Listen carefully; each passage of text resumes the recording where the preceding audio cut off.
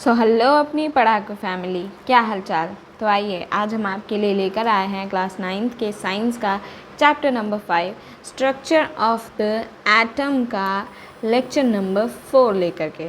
Okay, तो ये जो हमारा चैप्टर है वो काफ़ी छोटा चैप्टर है, क्योंकि इसमें जो है हम सिर्फ एटम की ही स्ट्रक्चर के बारे में बात करते हैं, क्योंकि एंड इसमें न्यूक्लियस के बारे में भी बहुत ज़्यादा डेप्थ में हम बात नहीं करते हैं। तो हो सकता है लेक्चर नंबर 4 जो है वो हमारा इस चैप्टर का लास्ट लेक्चर हो। ओके, तो अभी तक अगर आपने हमारे पुराने लेक्चर्स नहीं देखे हैं तो आप प्लीज़ जाइए हमारे चैनल ग्लोबल बोर्ड्स पर एंड जाकर देख लीजिए। ओके, सो लास्ट लेक्चर में जो है हम अभी तक बैलेंसी, आखिर बैलेंसी क्या होती है, कंबाइनिंग कैपेसिटी क्या होती है, ऐसे टर्म्स के बारे में डिटेल में बात कर चुके हैं। ओके, सो आज का जो लेक्चर है वो हमारा रिवॉल्व करने वाला है अराउंड जो हमारे एटॉमिक नंबर्स होते हैं, जो हमारे एटॉमिक मासेस होते हैं, उनके बारे में। ऑलराइट, सो हमारा आज का फर्स्ट टॉपिक रहने वाला है atomic number.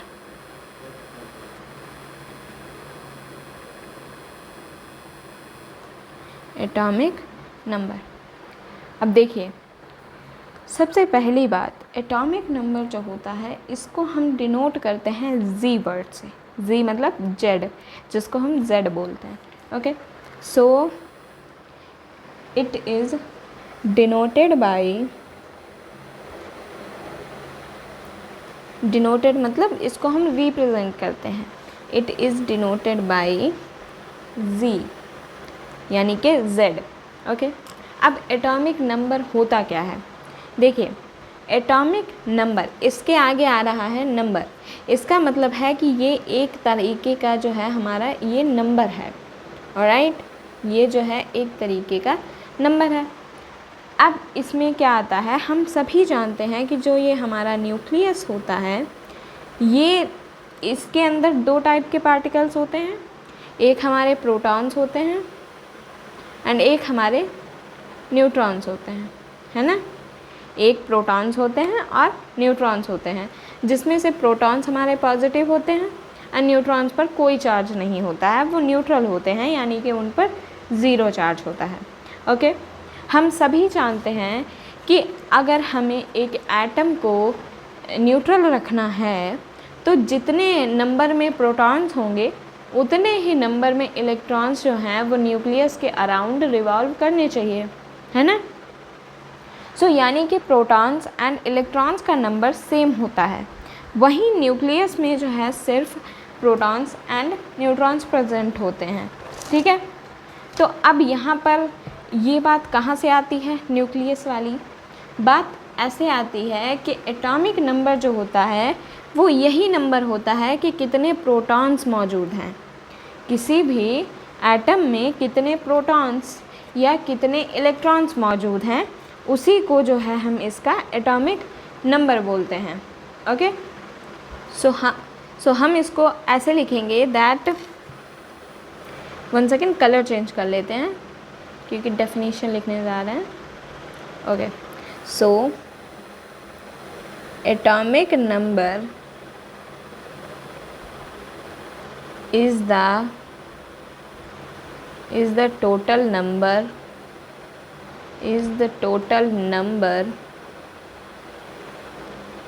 of protons in the atom, यानी कि atomic number is the total number of protons in the atom. अब आपके दिमाग में आ रहा होगा कि अभी मैंने बोला था कि प्रोटॉन्स एंड इलेक्ट्रॉन्स जो होते हैं वो नंबर में इक्वल होते हैं, एंड इन्हीं प्रोटॉन्स या इलेक्ट्रॉन्स के नंबर को जो है हम एटॉमिक नंबर बोलते हैं। It is true, but definition में हमने सिर्फ और सिर्फ प्रोटॉन को ही स्पेसिफाई किया है, एंड इसके पीछे रीज़न ये है जो कि मैं आपको पहले भी बता चुकी हूँ। लाइक इस तरीके से हमारा न्यूक्लियस होता है एंड इसके अराउंड इस तरीके से जो है हमारी शेल्स बनी हुई होती हैं, जिनमें इलेक्ट्रॉन्स जो हैं वो रिवॉल्व कर रहे होते हैं, है ना। तो जब भी कोई भी एटम किसी भी केमिकल रिएक्शन के थ्रू जाता है तो वहाँ पर वो उन इलेक्ट्रॉन्स के थ्रू ही कनेक्ट करता है दूसरे एटम के साथ। ओके, सो ज़्यादातर प्रोबेबिलिटी होती है, देखिए प्रोटॉन जो है कभी भी जो है वो हमारा न्यूक्लियस से बाहर नहीं जाता है। प्रोटॉन का बाहर निकलना बहुत मुश्किल होता है, बहुत ही मुश्किल। ओके, एंड इलेक्ट्रॉन्स को निकालना आसान होता है। सो इसीलिए रिएक्शंस के थ्रू इलेक्ट्रॉन्स हमारे कम ज़्यादा होते रहते हैं। इसीलिए जो है हम यहाँ पर प्रोटॉन्स का यूज़ कर रहे हैं, क्योंकि प्रोटॉन्स वहाँ पर स्टेबली मौजूद हैं। तो हमें उस बात को पता करने में कि हाँ इसमें इतने प्रोटॉन्स हैं तो इसका इतना एटॉमिक नंबर है, उसमें हमें कोई कन्फ्यूज़न नहीं होगा और ना ही उसमें ज़्यादा वेरिएबिलिटी होगी। ओके, सो ये रीज़न है कि डेफिनेशन में हमने प्रोटॉन चूज़ किया है। ओके, अब एटॉमिक नंबर्स जो होते हैं ये क्या होता है कि एक एलिमेंट जो है, अब एक एलिमेंट है उसमें बहुत सारे एटम्स होते हैं ना। एक एलिमेंट के अंदर भाई एक एलिमेंट क्या है, वो एक कोई मतलब हमने तत्व ले लिया, मान लीजिए कार्बन है, ठीक है। कार्बन का अगर 1 ग्राम की मात्रा ले लें तो उसमें हम देखेंगे कि उसमें बहुत सारे एटम्स प्रेजेंट होंगे। तो यही मैं यहाँ पे कहना चाह रही हूँ कि एक एलिमेंट के अंदर जितने भी एटम्स होते हैं उन सभी के एटॉमिक नंबर सेम होते हैं। ओके, सो हम ये पॉइंट अपना ऐड कर लेते हैं that all atoms of an element, all atoms of an element have same atomic number, same atomic number। यानी कि एक जैसे मान लीजिए कार्बन को ले लें तो कार्बन के अंदर जितने भी एटम्स होंगे, 1 ग्राम कार्बन के अंदर जितने भी एटम्स होंगे उन सभी का जो एटॉमिक नंबर है, यानी कि उसके न्यूक्लियस में उन सभी के एटम्स के जो न्यूक्लियस हैं अलग अलग, उन सभी में प्रोटॉन्स का नंबर सेम होगा। Okay, so that's the main point. And अब जो है हम इसके लिए एग्जांपल देख लेते हैं। ओके, सो एग्जांपल क्या होगा, 1 सेकेंड, लाइक एग्जांपल की बात कर लें तो हाइड्रोजन ले लेते हैं।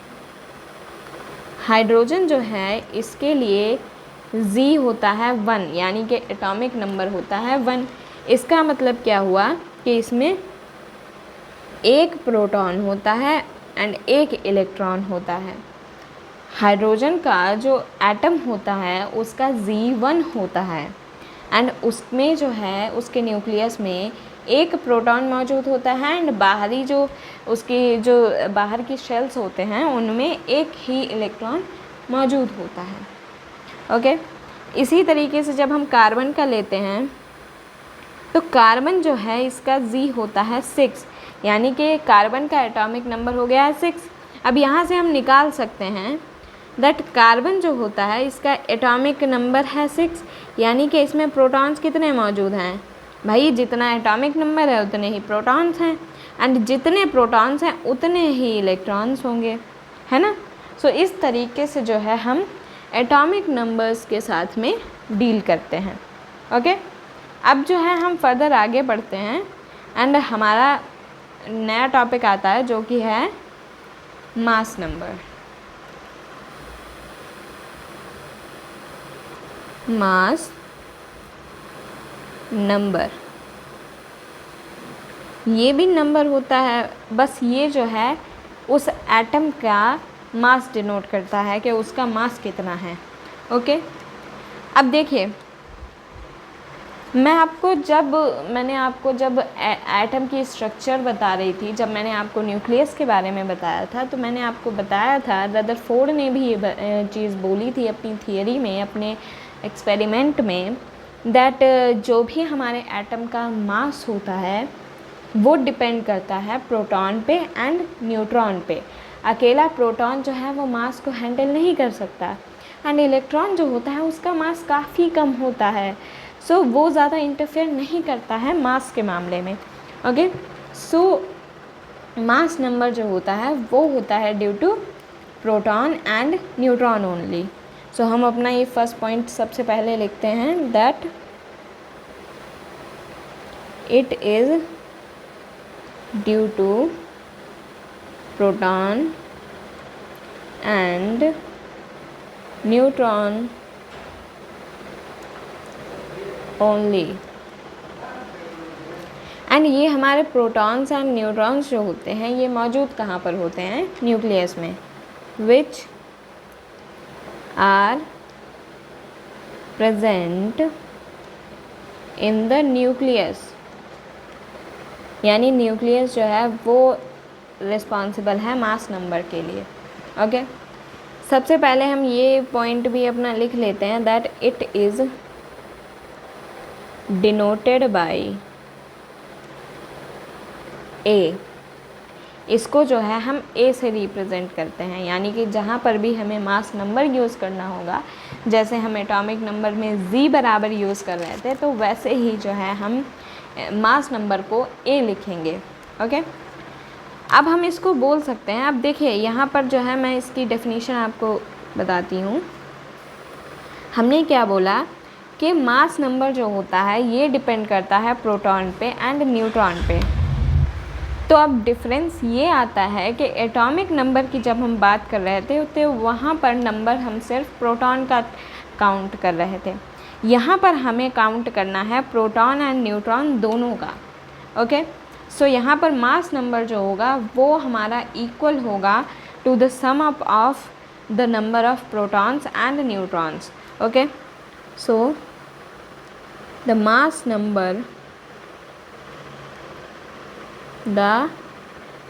number of an atom is the sum total of number of protons and neutrons in the nucleus. Okay, so यानी कि जितने भी प्रोटॉन्स एंड जितने भी न्यूट्रॉन्स प्रेजेंट होंगे उनके नंबर को जो है हम यहाँ पर उसका मास नंबर डिनोट करेंगे। ओके, एंड यहाँ पर एक और बात है जो कि काफ़ी इम्पॉर्टेंट है। प्रोटॉन्स एंड न्यूट्रॉन्स को हम मिला करके बोलते हैं न्यूक्लियॉन्स। न्यूक्लियॉन्स क्यों बोलते हैं? क्योंकि ये हमारे न्यूक्लियस को बनाने वाले पार्टिकल्स हैं। ओके, सो प्रोटॉन प्लस न्यूट्रॉन्स, इनको हम मिला करके बोलते हैं न्यूक्लियॉन्स। ऑलराइट, सो ये हमारे कहे जाते हैं न्यूक्लियॉन्स। तो आपको ये ध्यान रखना है क्योंकि ज़्यादातर लोग जो हैं न्यूक्लियॉन्स एंड न्यूट्रॉन्स में कंफ्यूज हो जाते हैं। सो आपको ये ध्यान रखना है कि न्यूक्लियॉन्स जो है वो न्यूक्लियस की तरह ही प्रोनाउंस हो रहा है। सो आपको जब न्यूक्लियॉन्स बोला जाए तो आपको ध्यान रखना है कि यहाँ पर जो है न्यूक्लियस की बात हो रही है जिसमें प्रोटॉन्स एंड न्यूट्रॉन्स दोनों प्रेजेंट हैं, यानी कि दोनों नंबर्स की बात हो रही है। ओके, सो यानी कि mass of an atom resides in its nucleus. Okay, ये हम अपना लास्ट पॉइंट ये भी लिख लेते हैं that the mass of an atom resides in its nucleus। Nucleus जो है वो काफ़ी इम्पॉर्टेंट पार्ट है। ओके, अब जो है अब हम इसके आते हैं एग्ज़ाम्पल्स पे। आखिर एग्ज़ाम्पल्स कैसे निकालेंगे? वही हम अपने कार्बन को लेते हैं, इसी की बात करते हैं। कार्बन 6 होता है, यानी 6 क्या, यानी कि इसका एटॉमिक नंबर जो होता है वो 6 होता है ना। 1 मिनट, ऐसे नहीं लिखते हैं। एटॉमिक नंबर 6 होता है, वहीं इसका जो ए होता है यानी कि मास नंबर जो होता है वो 12 होता है। 12 आगे हम यू लगा देते हैं। यू क्या होता है? एटॉमिक मास यूनिट होता है। ओके, हम ये पिछले लेक्चर्स में कवर कर चुके हैं, तो आप वहाँ से देख सकते हैं इसको डिटेल में। Atomic mass unit. Alright, so carbon का जो मास नंबर होता है वो 12U होता है। अब यहाँ से इसका जो एटॉमिक नंबर है, यहाँ से हम जान चुके हैं कि यहाँ पर 6 जो हैं 6 होते हैं नंबर में प्रोटॉन्स एंड 6 ही होते हैं इलेक्ट्रॉन्स। अब यहाँ पर मास नंबर इन्होंने 12 दिया हुआ है, इसका मतलब है कि प्रोटॉन्स एंड न्यूट्रॉन्स मिल कर के 12 हैं। तो यहाँ पर बचे हुए क्या आ जाते हैं, न्यूट्रॉन्स आ जाते हैं, जो कि हैं 6 नंबर में। क्योंकि भाई जब न्यूट्रॉन्स भी 6 हैं एंड प्रोटॉन्स भी 6 हैं, तब तो हम इनको ऐड करके मास नंबर 12 लाएंगे ना। ओके, सो इसीलिए जो है यहाँ पे हम मास नंबर से नहीं डिफ़ाइन कर रहे हैं, यहाँ पे हम आपको ये बता रहे हैं कि मास नंबर जो है वो 12 कैसे आ रहा है। मास नंबर 12 ऐसे आ रहा है क्योंकि यहाँ पर कार्बन का जो न्यूक्लियस होता है उसमें 6 ही प्रोटॉन्स मौजूद होते हैं एंड 6 ही न्यूट्रॉन्स मौजूद होते हैं। अब आपके दिमाग में आ रहा होगा कि तो क्या फिर सभी के न्यूक्लियस में प्रोटॉन्स एंड न्यूट्रॉन्स क्या इक्वल होते हैं? ऐसा नहीं होता है। काफ़ी सारे ऐसे एलिमेंट्स होते हैं जिनमें हमारे न्यूट्रॉन्स एंड प्रोटॉन्स डिफरेंट होते हैं, ज़्यादातर होते हैं ऐसे एलिमेंट्स जो कि आप आगे पढ़ेंगे। ओके, सो इसको जो है हम ए से डिनोट करते हैं। अब अगर हम बात कर लें इसके रिप्रेजेंटेशन की, टोटल जो हम एक एलिमेंट को रिप्रेजेंट करते हैं तो उसको हम कैसे रिप्रेजेंट करते हैं वो देखते हैं। जैसे मान लीजिए हमने कोई एलिमेंट ले लिया एक्स।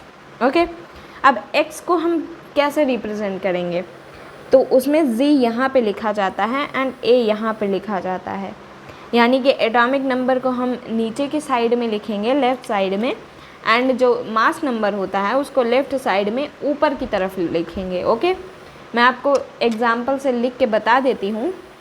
नाइट्रोजन की बात कर लें तो इसका जो एटॉमिक नंबर होता है वो 7 होता है, तो हम यहाँ पर 7 लिखेंगे एंड इसका जो मास नंबर होता है वो होता है 14, सो 14 हम यहाँ पे लिखेंगे।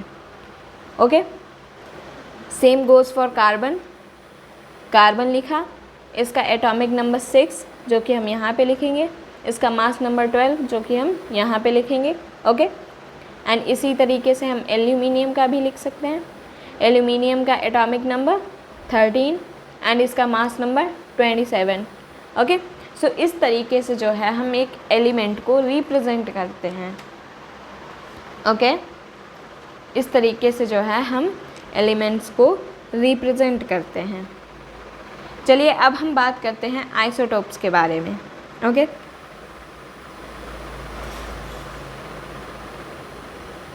आइसोटोप्स। अब ये आइसोटोप्स क्या होते हैं? अभी हमने जो है एटॉमिक नंबर्स के बारे में एंड मास नंबर्स के बारे में पढ़ा। ओके, सो आइसोटोप्स जो होते हैं वो एटम्स होते हैं किसी भी एलिमेंट के जिनका एटॉमिक नंबर सेम होता है लेकिन उनके मास नंबर्स डिफरेंट होते हैं। ओके, सो पहले हम डेफिनेशन लिख लेते हैं फिर इसकी डेप्थ में जाते हैं। Alright, so atoms of some elements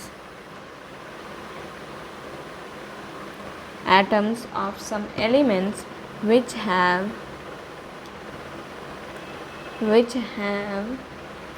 same atomic number।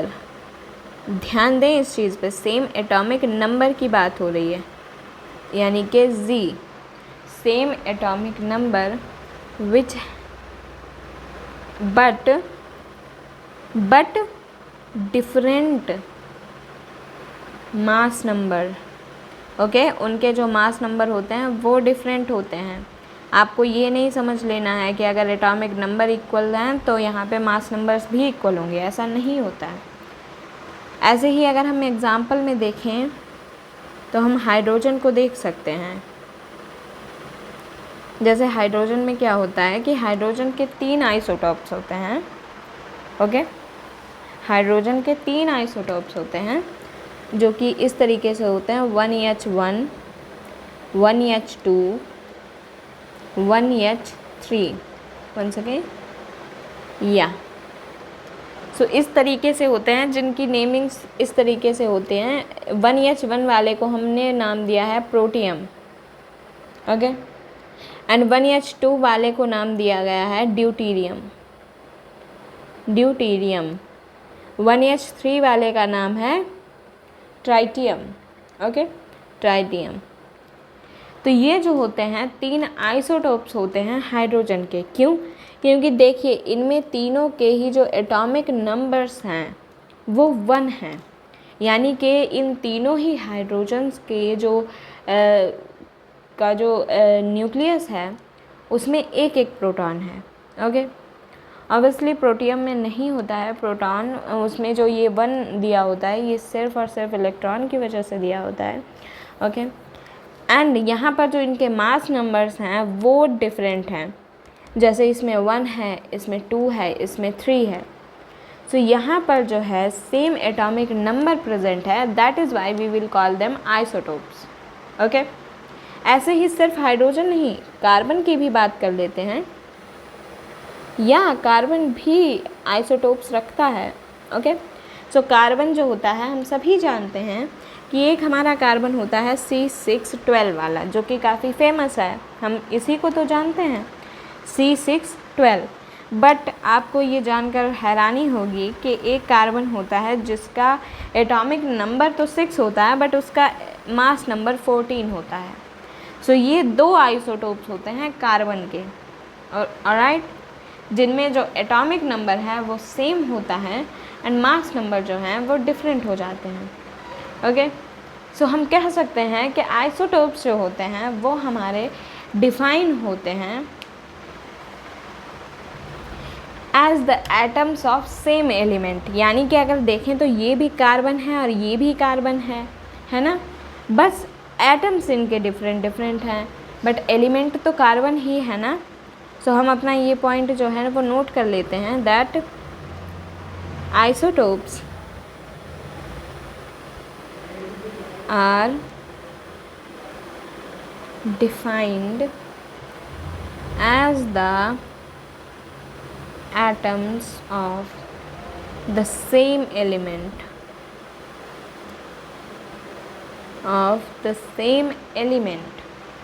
having same atomic number।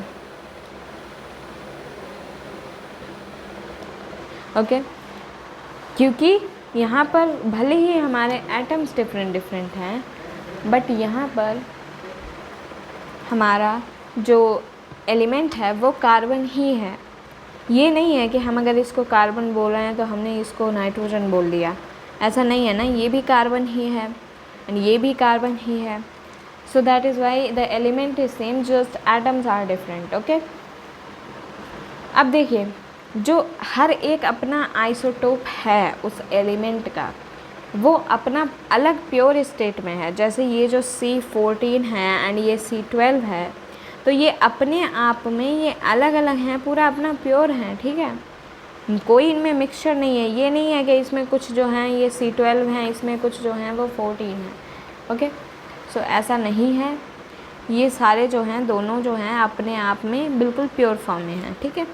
So next point हमारा यही हो जाता है, that each isotope of an element is a pure substance।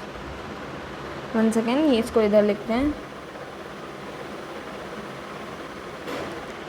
Pure substance.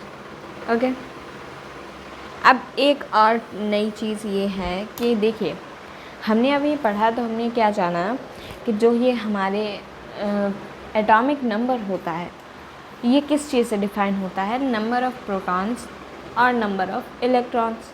Okay, तो एक बात बताएं, कोई भी एटम किसी दूसरे एटम के साथ इंटरैक्ट करता है तो वो इलेक्ट्रॉन्स के बल पे इंटरैक्ट करता है ना, कि उसके पास कितने इलेक्ट्रॉन्स हैं, कितने लेने हैं, कितने देने हैं, क्या शेयरिंग करनी है, कहाँ से कितने उधार लेने हैं, है ना, किसको उधार देने हैं। सो जब 2 एटम्स के बीच में सेम नंबर ऑफ़ इलेक्ट्रॉन्स मौजूद होंगे तो आपको नहीं लगता कि वो उन दोनों के एक दूसरे से इंटरैक्ट करने की जो स्ट्रैटेजी होगी वो भी सेम होगी। तो कुल मिला के हम ये कह सकते हैं कि जो आइसोटोप्स होते हैं उनकी केमिकल प्रॉपर्टीज़ सिमिलर होती हैं, सेम नहीं बोलेंगे, सिमिलर होती हैं, okay. And physical properties obviously different होती हैं, ओके, क्योंकि इनका मास नंबर डिफरेंट होता है। सो हम ये पॉइंट लिख लेते हैं that the chemical properties of isotopes are similar but their physical properties are different, okay यानी कि इनकी जो फिज़िकल प्रॉपर्टीज़ होती हैं वो डिफरेंट होती हैं। ऑलराइट, अब देखिए एक बात बताइए, हम सभी जानते हैं कि हम अब मान लीजिए जैसे हम कार्बन की बात कर रहे थे, तो मैं अगर आपसे ऐसे इंस्टेंटली पूछ दूँ कि कार्बन का मास नंबर कितना होता है, तो आप ऑब्वियस सी बात है मुझे 12 बताएंगे। आप ये नहीं बोलेंगे कि एक आइसोटोप का 14 होता है, एक का 12 होता है, तो आप किसके बारे में पूछ रही हैं? आप मुझे बेसिकली 12 बताएंगे, है ना। तो यहाँ पर बात ये है कि अगर कोई एलिमेंट जिसके पास आइसोटोप्स हैं तो हम उसके मास को एवरेज मास से कैलकुलेट करते हैं, okay. So if an element has isotopes then its mass is calculated as average mass, okay, average mass। अब ये एवरेज मास कैसे निकलता है ये हम देख लेते हैं। इसके लिए एक फार्मूला होता है, बहुत ही सिंपल सा होता है। Average mass is equals to mass of that isotope, mass of one isotope, mass of one isotope into उस आइसोटोप की परसेंटेज कि वो आइसोटोप जो है वो किसी सैंपल में कितना मौजूद है, divided by 100 plus mass of other isotope into percentage of that isotope divided by 100। सो ये तो मैंने उस एलिमेंट के लिए लिख दिया है जिसके पास 2 आइसोटोप्स हैं। बाकी ये आपको देखना है कि आप किस एलिमेंट का निकाल रहे हैं। जैसे जैसे एलिमेंट के आइसोटोप्स बढ़ते जाएंगे वैसे वैसे ही आपको जो है इस फार्मूले में ऐड करते जाना है। बस ये ध्यान रहना चाहिए कि अगर वो उसके पास आइसोटोप्स हैं तो आपको जो है उसकी परसेंटेज पता होनी चाहिए कि वो किस परसेंटेज में इस नेचर में एग्जिस्ट करता है। ऑलराइट, सो इस तरीके से जो है हम इसका एवरेज मास निकाल लेते हैं किसी भी एलिमेंट का।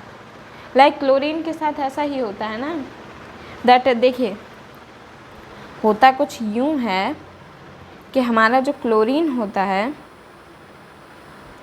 1 मिनट, हमारा जो क्लोरीन होता है इसके 2 आइसोटोप्स होते हैं, ओके। एक होता है जिसका देखिए आइसोटोप्स हैं तो दोनों का 17 है, एंड एक का जो मास होता है वो होता है 35, एक का होता है 37, ओके।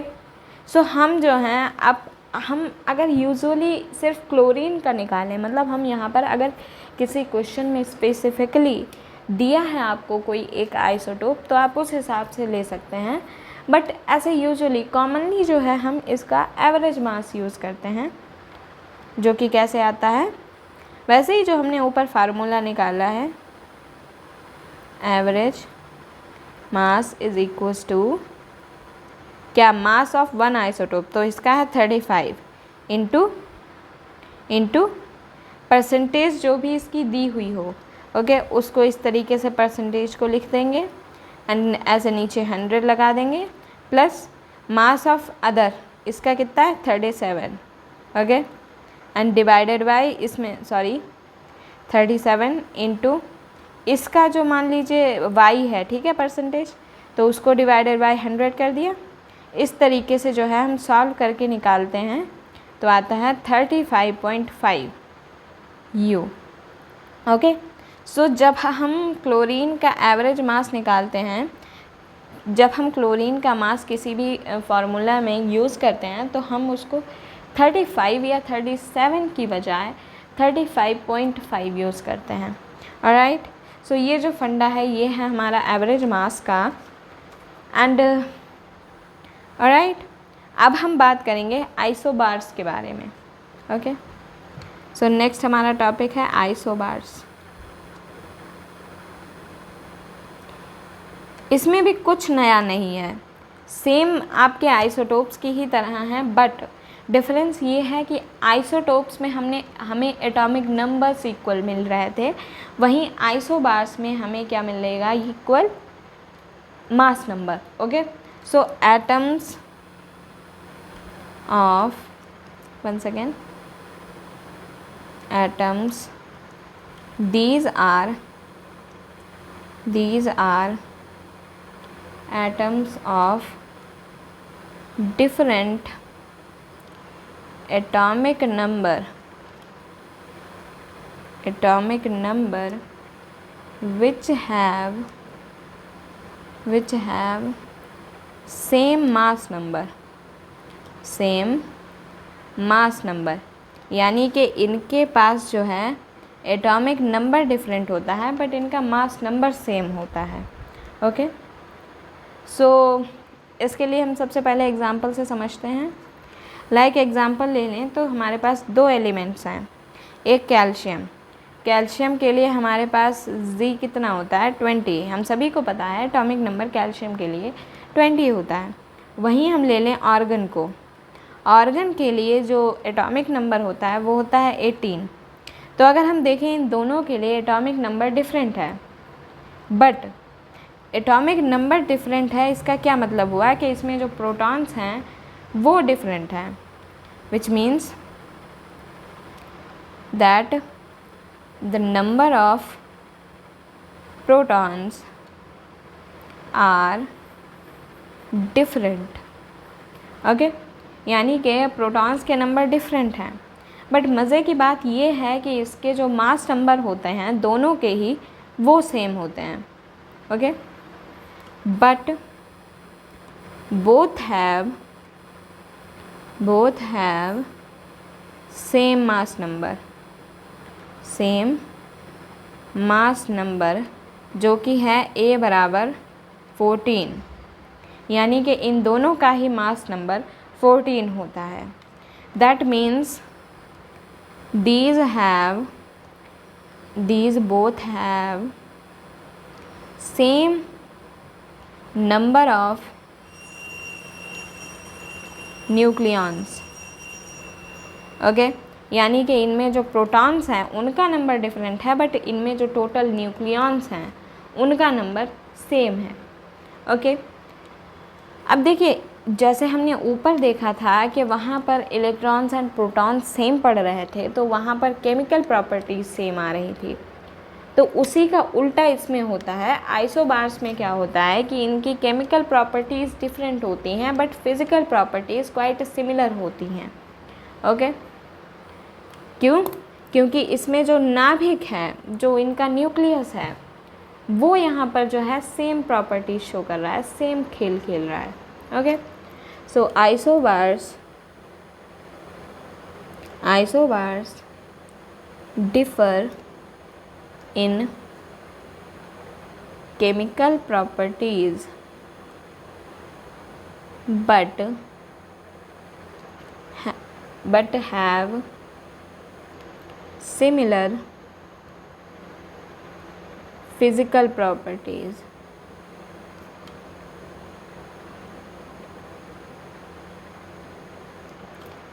similar physical properties.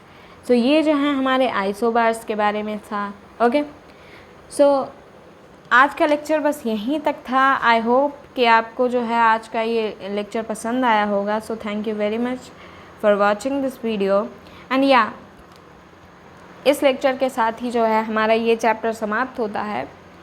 अब जो है हम नेक्स्ट आ रहे हैं क्लास टेंथ के साइंस का नेक्स्ट चैप्टर लेकर के, तो हमारे साथ जुड़े रहें। Okay, and please do not forget to like and subscribe. Okay, so thank you very much for watching this video. मिलते हैं अगले लेक्चर के साथ, तब तक के लिए बाय बाय।